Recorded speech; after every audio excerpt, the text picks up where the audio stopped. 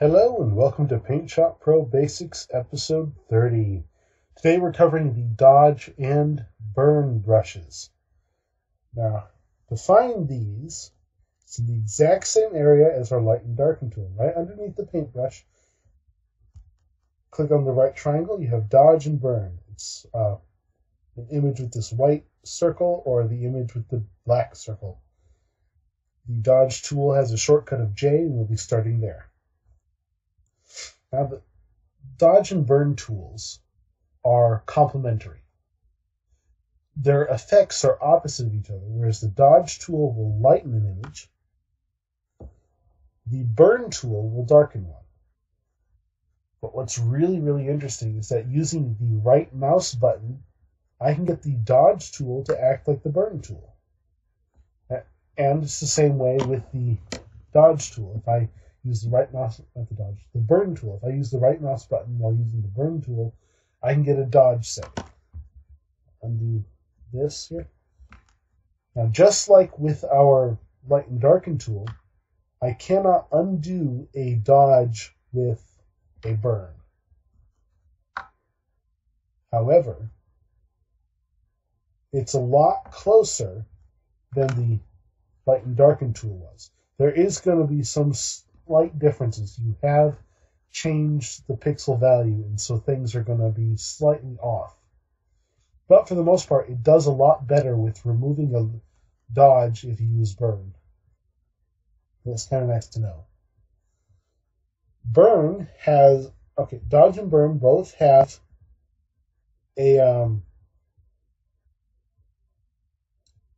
two options that affect how they work. There's opacity, which determines the strength of the effect, and they have the limit. Now, limit is kind of fun, because limit, you can either limit it to no limit, so it affects everything in the image, or you can limit it to your shadows, your midtones, and your highlights. Now, if you're asking, okay, what are shadows, what are midtones, and what are highlights? Well, I wasn't able to find an exact definition in the help files, and what little reference I could find in the books that I have, they weren't very specific.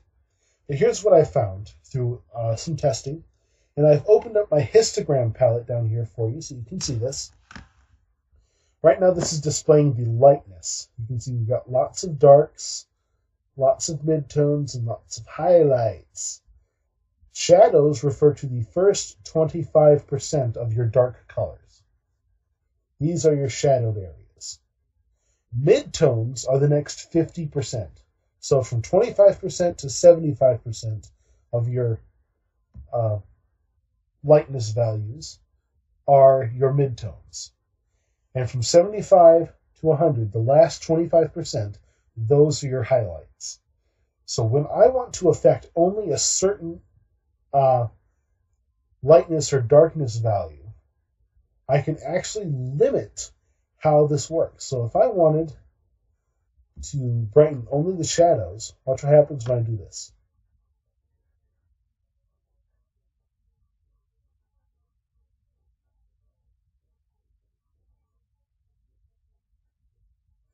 Now I am brightening some of the other areas because they do fall very close, but you'll notice most of the effect was restricted to these really dark areas. So I was still affecting some of it, but for the most part, it stuck to the shadows only. And this is a fairly dark lion, so you're going to get a lot of effects mixing. And, that's pretty much it if I wanted to darken my highlights.